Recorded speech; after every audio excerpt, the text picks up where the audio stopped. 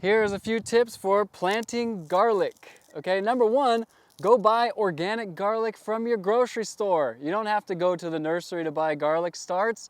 If you buy organic garlic, it's perfectly ready for you to plant right away. Okay, so here are the steps to do it. First, you take your whole head of garlic and you separate out the cloves. Okay, 3 cloves just fell out of my hand right there. You can just go ahead and just work your way around, pinch. You want to try to leave the jackets on. They're kind of falling off, but you want to leave as much of the jacket on as you can. Okay, I'm going to do just a couple more so we have enough to plant. And I'm just separating them out here. That is plenty. Okay, I'll set this on the side. And we have an open row in my drip irrigation right here. Garlic should be planted the same as onions, 4 inches apart. Okay, so you want to look really closely at your garlic clove.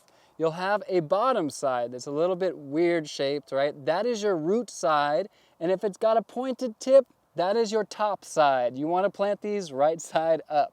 All you do along your irrigation line is poke your finger in there and set your garlic in the hole, and you still want to see the top. It's just like an onion set. You see that one already planted right there?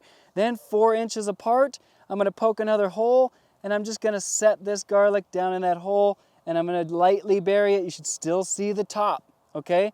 Every 4 inches down my irrigation line, I'm poking and I'm setting, and that is it. Remember one thing, the bigger the cloves, these are quite small, right? The bigger the cloves of garlic, the bigger the head will be. So you want to try to save your biggest cloves for planting, and you want to eat your smallest ones, and that way you'll get bigger and bigger garlic every single year. That's it for planting garlic.